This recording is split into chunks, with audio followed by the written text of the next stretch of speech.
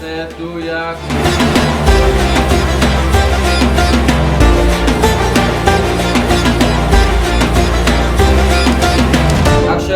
من ئەدیب فەرێدون ساڵی پار بەشداریم کرد لە یەکەمین خۆلی فستیڤاڵی فیلمی کوردی مۆبایلە بە فیلمی مانلی بەشداریم کرد و بووم بە خاوەنی خەڵاتی تایبەتی ڤیمیدیا کە بریتە لە ساپۆرتکردنی ئیشی داهاتووم و ئێستاە لەسەر ڕێکۆردی ئەم ئیشین. فیلمی مانلی یەکەم ئەزمموی من بوو لە بواری دەرهێنانە و لە ئێستاە من لە دەرهێنانی فیلمی دوومم و ئەخیر ڕۆژی ڕێکۆردمانە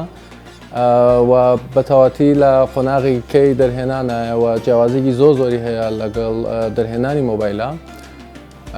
و ئەمە بەرهەمی ئەو خەڵاتەیە کە من بە فیلمی مانلی بەدەستم هێنا فیلمێکە بە مۆبایل دروستکراوە یەکەم ئەزمون بوو. هەستێکی زۆ جیاوازی هەیە ئیشکردن بە کامێرا و ئیشکردن لە سەرسێتێک کە زۆ قورسرە و زۆر لەودی زیاتری لەسرە و بە دڵنیایە و فەرقێکی زۆری هەیە بە ئیشکردن لەگەڵ ئیشێکە لەو باجێتەوە بە مۆبایلێکی و ئەزمونێکی زۆر تازەیە بۆ من و ئەم ئەزمونە هیوادارم بوێ بە هۆی ئەوە کە بتوانم بەردەوام بم و ئیشی باشتر بکەم و بەردەوامم لە ڕێگە. فیلم دروستکردن بە مۆبایل لە ڕاستیە کۆستێکی زۆر کەمی هەیە و تۆ لەو کاتەیە پێویستت بە کۆمەڵە شت هەیە وەکو لاینی لایتینگ و وەکو لاینی ساوند و هەنێ شت هەیە کە زۆر ئاسانترە و قورساییەکی زۆر کەمتری هەیە کە تۆ ئیش بە مۆبایلەکەی بەس لە ئەخیرە چیرۆکە کە بینەر ئەبینێتەوە و ئەو شتەیە کە بینەر ئەحساسی پێکە ئەو تەسویرە کە تۆ ئەیکەی بە ئەو چیرۆکەیە کە ئەیگەڕیتەوە لەواقعەتە کواڵەتی دۆری هەیە بەس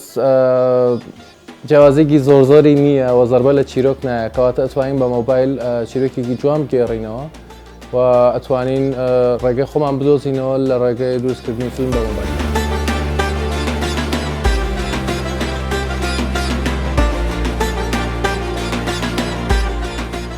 ساڵی ڕابردوو لە یەکەمین خولی فیستیڤاڵی فیلمی کوردی مۆبایل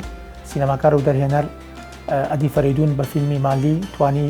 براوەی خەڵاتی تایبەتی ڤیمیدیا بێت. گرنگی و تایبەتمەندی ئەو خەڵاتە بۆ ئەو دەرهێنەرەکە ئەوە بوو توانی لەم ساڵدا فیلمێکی نوێ بەرهەم بهێنێ لەسەر ئەرک و باڵپشتی دارایی دامەزراوی ڤیم. هەر بۆیە لێرە شەوڕایەگەێنین کە ئەمە هەلێکی زێڕینە بۆ ئەو بەشداربووانی یاخورە دڵخوازانەی یا ئەو فیلمسازانی کە ئەم ساڵ خۆیان ئامادە کردووە تاوەکو لە خولی دووەمی فیستیڤاڵی فیلمی کوردی مۆبایلدا بەشدار بن بۆ ئەوەی کە لە ڕێی فیلمەکانیانەوە کە ئەنێرن بووی فیستیڤاڵ گەر چانس و هەلی ئەویان هەبوو بە هەمان شێوە ببنە براوەی خەڵاتی ڤیمیدیا ئەوە بە هەمان شێوە بەم شێوازە پاڵپشتی دارایی یەکرێ بۆی کە فیلمێکی نوێیان بۆ بەرهەم بهێنرێت. بۆیە لە ئێستاشە ڕایەگەێنین کە